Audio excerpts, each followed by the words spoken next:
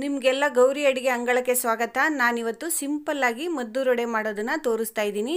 ವರಮಹಾಲಕ್ಷ್ಮಿ ಹಬ್ಬ ಬರ್ತಾ ಇದೆ, ದೇವ್ರ ಮುಂದೆ ಇಡಕ್ಕೂ ಮಾಡ್ಕೋಬೋದು, ಹಾಗೆ ಮಕ್ಳಿಗೆ ಮಾಡಿಕೊಟ್ರು ತುಂಬ ಇಷ್ಟಪಟ್ಟು ತಿಂತಾರೆ. ನೀವೊಂದು ಸಾರಿ ಟ್ರೈ ಮಾಡಿ ಕಮೆಂಟ್ ಮಾಡಿ ತಿಳಿಸಿ. ನೀವಿನ್ನೂ ನಮ್ಮ ಚಾನಲ್ನ ಸಬ್ಸ್ಕ್ರೈಬ್ ಮಾಡ್ಕೊಂಡಿಲ್ಲ ಅಂದರೆ ದಯವಿಟ್ಟು ಸಬ್ಸ್ಕ್ರೈಬ್ ಮಾಡಿಕೊಂಡು ಪೂರ್ತಿ ವಿಡಿಯೋ ನೋಡಿ.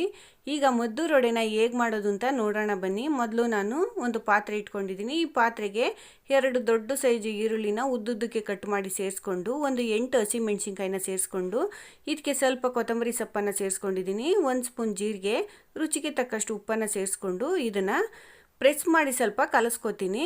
ನೀವು ಬೇಕು ಅಂದರೆ ಸ್ವಲ್ಪ ಕರಿಬೇವಿನ ಸೊಪ್ಪನ್ನು ಕಟ್ ಮಾಡಿ ಸೇರಿಸ್ಕೋಬೋದು. ಇದನ್ನು ಒಂದು 2 ಸೆಕೆಂಡು ಕಲಸಿದ ಮೇಲೆ ಈಗ ಇದಕ್ಕೆ 1 ಬೌಲ್ ರವೆನ ಹಾಕೋತಾ ಇದ್ದೀನಿ. ಅದೇ ಬೌಲಲ್ಲಿ 1 ಬೌಲ್ ಅಕ್ಕಿ ಹಿಟ್ಟನ್ನು ಸೇರಿಸ್ಕೋತಾ ಇದ್ದೀನಿ.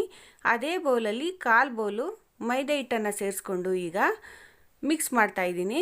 ಹಾಗೇ ಮಿಕ್ಸ್ ಮಾಡ್ಕೊಳ್ಳಿ, ನೀರು ಹಾಕೋಕ್ಕೆ ಹೋಗಬೇಡಿ. ಈಗ ಇದನ್ನು ಒಂದು 5 ನಿಮಿಷ ಮಿಕ್ಸ್ ಆದಮೇಲೆ ಇದಕ್ಕೆ 2 ಸ್ಪೂನ್ ಎಣ್ಣೆನ ನಾನು ಸೇರಿಸ್ಕೋತಾ ಇದ್ದೀನಿ.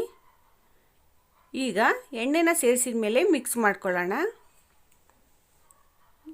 ಇದೆಲ್ಲ ಮಿಕ್ಸ್ ಆದಮೇಲೆ ಸ್ವಲ್ಪನೇ ನೀರು ಹಾಕಿ ಮಿತ್ಕೊಳ್ಳೋಣ. ಇದನ್ನು ನಾವು ರೊಟ್ಟಿ ಮಾಡುವಾಗ ಯಾವ ಅದಕ್ಕೆ ಮಿತ್ಕೋತೀವೋ ಅದೇ ಹದದಲ್ಲಿ ನಾವು ಈ ಹಿಟ್ಟನ್ನು ರೆಡಿ ಮಾಡ್ಕೊಳ್ಳೋಣ. ಈಗ ನೋಡಿ ರೆಡಿ ಆಗಿದೆ. ಈಗ ಇದನ್ನು ಒಂದು 10 ನಿಮಿಷ ಒಂದು ಪ್ಲೇಟನ್ನು ಮುಚ್ಚಿ ಬಿಟ್ಬಿಡೋಣ. ಈ ವಡೆ ಮಾಡೋಕ್ಕೆ ಜಾಸ್ತಿ ಸಮಯನೂ ಬೇಕಾಗಲ್ಲ, ಜಾಸ್ತಿ ಮಸಾಲೆನೂ ಬೇಕಾಗಲ್ಲ, ಸಿಂಪಲ್ಲಾಗಿ ಮಾಡ್ಕೋಬೋದು. ಈಗ 10 ನಿಮಿಷ ಮುಚ್ಚಿಟ್ಟಿದ್ದೆ, ಈಗ ತೋರಿಸ್ತೀನಿ ನೋಡಿ. ಈಗ 10 ನಿಮಿಷ ಆಗಿದೆ. ಈಗ ಇದನ್ನು ಇನ್ನೊಂದು ಸಾರಿ ಮಿಕ್ಸ್ ಮಾಡ್ಕೊಳ್ಳೋಣ. ಚೆನ್ನಾಗಿ ಒಂದು 5 ನಿಮಿಷ ನಾದಬೇಕು. ಇದನ್ನು ಚೆನ್ನಾಗಿ ನಾದಿದ ಮೇಲೆ ಇದು ಎಷ್ಟೆಷ್ಟು ಉಂಡೆ ಬೇಕೋ ಅಷ್ಟಷ್ಟು ನೋಡಿ ತೊಗೊಳ್ಳಿ. ಎಷ್ಟು ಸೈಜಿಗೆ ಬೇಕು, ನಿಮ್ಗೆ ಎಷ್ಟು ಅಗಲಕ್ಕೆ ಬೇಕು ಅನ್ನೋದು ಗೊತ್ತಾಗುತ್ತೆ. ನಾನು ಇಷ್ಟು ಸೈಜಿಗೆ ತೊಗೋತಾ ಇದ್ದೀನಿ. ಎಲ್ಲ ಉಂಡೆ ಮಾಡ್ಕೊಂಡು ತೋರಿಸ್ತೀನಿ ನೋಡಿ ಹಿಂಗೆ ಮಾಡಿ ಇಟ್ಕೊಂಡಿದ್ದೀನಿ. ಈಗ ಇದನ್ನು ಒಂದು ಪ್ಲಾಸ್ಟಿಕ್ ಕವರ್ ಮೇಲೆ ತೊಟ್ಕೋಬೋದು, ಇಲ್ಲ ಟಿಶ್ಯೂ ಪೇಪರ್ ಇದ್ದರೆ ಅದ್ರ ಮೇಲೂ ತೊಟ್ಕೋಬೋದು. ನಾನು ಪ್ಲಾಸ್ಟಿಕ್ ಕವರ್ ಮೇಲೆ ತೊಟ್ಕೋತಾ ಇದ್ದೀನಿ. ಒಂಚೂರು ಎಣ್ಣೆನ ಸವರ್ಕೊಂಡು ನೋಡಿ ಈ ಥರ ರೊಟ್ಟಿ ತೊಟ್ಟೋ ಥರ ತೊಟ್ಕೊಳ್ಳಿ. ತುಂಬಾ ಚೆನ್ನಾಗಿ ಬರುತ್ತೆ ನೋಡಿ. ನಾನು ಎಲ್ಲ ತೊಟ್ಟಿಟ್ಕೊಂಡು ತೋರಿಸಿದ್ದೀನಿ ಒಂದು 5 ವಡೆನ. ಈಗ ಎಣ್ಣೆ ಕಾದಿದೆ, ನಾನು ಎಣ್ಣೆ ಒಳಗಡೆ ಒಂದೊಂದೇ ಬಿಡ್ತಾ ಇದ್ದೀನಿ. ಜಾಸ್ತಿ ಬಿಡೋಕ್ಕೆ ಹೋಗಬೇಡಿ.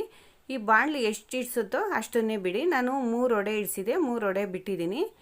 ಈಗ ಒಂದು 5 ನಿಮಿಷ ಇದನ್ನು ತಿರುಗ್ಸೋಕ್ಕೆ ಹೋಗಬೇಡಿ. 5 ನಿಮಿಷ ಆದಮೇಲೆ ಇನ್ನೊಂದು ಸೈಡು ತಿರುಗಿಸಿ ಹಾಕಿ ಈಗ ಕಮ್ಮಿ ಉರಿ ಇಟ್ಕೊಂಡೆ ಬೇಯಿಸ್ಕೊಳ್ಳಿ, ಜಾಸ್ತಿ ಉರಿ ಇಟ್ಕೊಳ್ಳೋಕೆ ಹೋಗಬೇಡಿ. ನೋಡಿ ಇವಾಗ 5 ನಿಮಿಷ ಬೇಯಿಸಿದ್ದೀನಿ ತಿರುಗಿಸಿದ ಮೇಲೆ. ಇವಾಗ ಬೆಂದಿದೆ.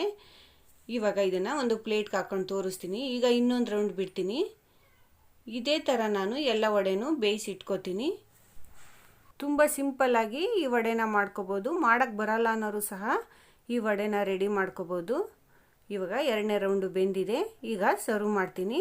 ನೋಡಿದ್ರೆ ಮದ್ದೂರೊಡೆ ನಾವು ಮನೇಲೆ ಹೇಗೆ ಮಾಡ್ಕೊಂಡು ತಿನ್ಬೋದು ಅಂತ. ಈ ರೆಸಿಪಿ ನಿಮ್ಗೆ ಇಷ್ಟ ಆಗಿದ್ರೆ ಲೈಕ್ ಮಾಡಿ, ಶೇರ್ ಮಾಡಿ, ಕಮೆಂಟ್ ಮಾಡಿ. ಇನ್ನಷ್ಟು ಈಸಿ ರೆಸಿಪಿಗಾಗಿ ನಮ್ಮ ಗೌರಿ ಅಡುಗೆ ಅಂಗಳಕ್ಕೆ ಸಬ್ಸ್ಕ್ರೈಬ್ ಆಗೋದನ್ನು ಮರಿಬೇಡಿ. ಮುಂದಿನ ಸಂಚಿಕೆಯಲ್ಲಿ ಮತ್ತಷ್ಟು ಇಂಟ್ರೆಸ್ಟಿಂಗ್ ರೆಸಿಪಿಯೊಂದಿಗೆ ನಿಮ್ಮ ಮುಂದೆ ಬರ್ತೀನಿ. ಕಾಯ್ತಾ ಇರಿ. Thank you.